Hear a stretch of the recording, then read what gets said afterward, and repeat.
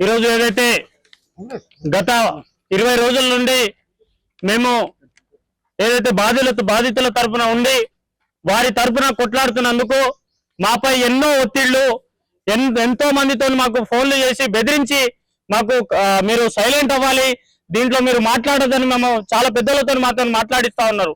అయితే మేము బాధితుల తరపున గత 20 రోజుల నుంచి ఎప్పుడైతే ప్రొడ్యూసర్ కౌన్సిల్ నుంచి మేము కంప్లైంట్ చేసి ఆ రోజు చెప్పాము, 2 రోజుల తర్వాత పూర్తి ఆధారాలతోనే ప్రతిరోజు మీడియా ముందు మాకు వచ్చినటువంటి ఆధారాలను పూర్తిగా బయట పెట్టాం. ఈ రోజు ఏదైతే మంగ్లీ గారి సోదరుడు శివ చౌహాన్ ప్రెస్ మీట్ పెట్టారు. గత 20 రోజుల నుంచి ఈ శివ చౌహాన్ ఎక్కడ దాచుకున్నాడు? ఈ రోజు పాల్తి రమేష్ చనిపోయిండు. ఆ చనిపోయినటువంటి వ్యక్తికి పూర్తి బాధ్యత మీరు వహిస్తారా? ఈ గత 20 రోజుల నుంచి మీరు ఎక్కడికి వెళ్ళారు? ఈరోజు ఆ కుటుంబానికి ఎందుకు పరామర్శించలేదు? ఈరోజు ఆ కుటుంబానికి దిక్కేవారు? ఈరోజు మీపై ఇంత ఆరోపణలు చేస్తుంటే మీరు ఓర్వలేక ఈరోజు మీరు ప్రెస్ మీట్లు పెట్టి ఎవరో రాసిచ్చినటువంటి స్క్రిప్ట్ మాట్లాడుతున్నారు. మరి ఇదే అసిస్టెంట్ రమావత్ రమేష్ చెప్తున్న దాంట్లో క్లారిటీ ఉంది కదా. నువ్వు చెప్పే దాంట్లో రమావత్ రమేష్ చెప్పే దాంట్లో మరి కోకాపేట్ సర్వీస్ సెంటర్ లో నువ్వు బండి 10 నిమిషాల పాటు ఎందుకు ఆపినావు? అక్కడికి వెళ్ళి 30 లక్షల రూపాయల బ్యాగు ఏ కార్లో పంపించినావు? ఈ క్లారిటీ చెప్పకుండా ఎందుకు నువ్వు జంప్ అవుతున్నావు? శివ చౌహాన్ దీనికి పూర్తి ఆధారాలు. నీకెవరో తెలియని వ్యక్తులతోని కర్నూలులో నువ్వు హోటల్లో భోజనానికి ఎందుకు వెళ్తున్నావు? వాళ్ళతో గుళ్ళకి ఎందుకు వెళ్తున్నావు? వాళ్ళతో సిమెంట్ ఫ్యాక్టరీకి ఎందుకు వెళ్తున్నావు? మరి కర్ణాటక మాజీ మంత్రి తన మనవడి దగ్గర నువ్వు డబ్బులు ఎందుకు తీసుకున్నావు? మరి మీ అక్క మిర్యాలగూడ నుంచి ఒకసారి నేను భోజనం చేసిన పాపానికి నన్ను ఈరోజు ఈ విధంగా నన్ను కుట్ర పంతున్నారు అన్నారు. మరి ఈ ఫోటో ఎక్కడిది? మీ అక్క ఒక్కసారి కలిసిందన్నది కదా, మరి ఈ ఫోటో ఎక్కడిది? ఈ రోజు మధు మీ ఇంట్లో కూర్చొని భోజనం చేస్తున్నటువంటి వీడియోను మేమంతా మీడియా ముందుకు పెట్టాము. ఎస్, ఈ రోజు బాధితులు మా తరపున ఉన్నారు. బాధితులకు అన్యాయం జరిగిపోతుంది. ఇకపై మేము తొందరలోనే రాష్ట్ర గవర్నర్ గారిని కూడా కలిసి వినతి పత్రం ఇది ఇవ్వబోతున్నాం. అలాగే ఇకపై ఈ ప్రెస్ మీట్లు ఉండవు. ప్రజా పోరాటాలు బాధితులతోనే ప్రజా పోరాటాలు దిగుతాం.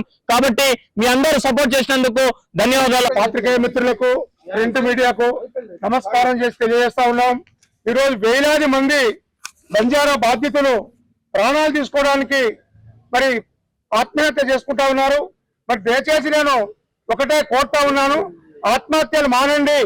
మీకు అన్ని రకాల ఉండి మీకు రికార్డు జరిగే విధంగా మేము పోరాటం చేస్తాం.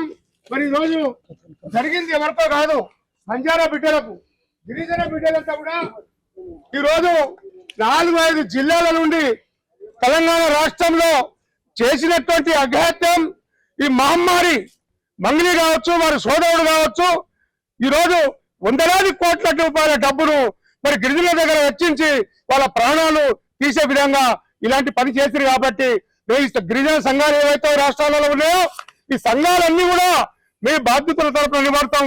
మీకు న్యాయం జరిగే విధంగా పోరాటం చేస్తాం. ఎవరికి భయపడేది లేదు.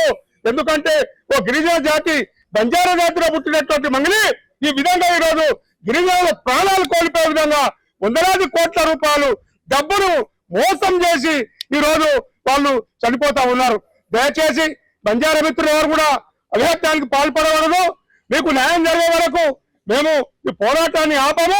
మీకు బాధితులను ఎక్కడైతే ఉన్నారో వాళ్ళ జుట్టు బట్టి బయటకు తీసుకొని వచ్చి మీకు న్యాయం జరిగే విధంగా పనిచేస్తామని ఈరోజు ఈ వేది ద్వారా సంపత్ నాయక్ కావచ్చు, మరి అశోక్ కావచ్చు, మరి మన రఘురాం కావచ్చు, ఏవైతే గిరిజన సంఘాలు ఉన్నాయో సంఘాలన్నీ ఐక్యతతో పరిధిల్లాలి, ముందుకు రావాలి, బాధితుల తరపున నిలబడాలి.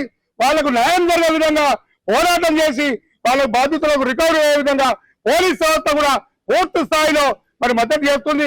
నేను ముఖ్యమంత్రి, తెలంగాణ ముఖ్యమంత్రి రేవంత్ రెడ్డి గారికి అయ్యా నీకు ఒకటే విజ్ఞప్తి చేస్తా ఉన్నాం.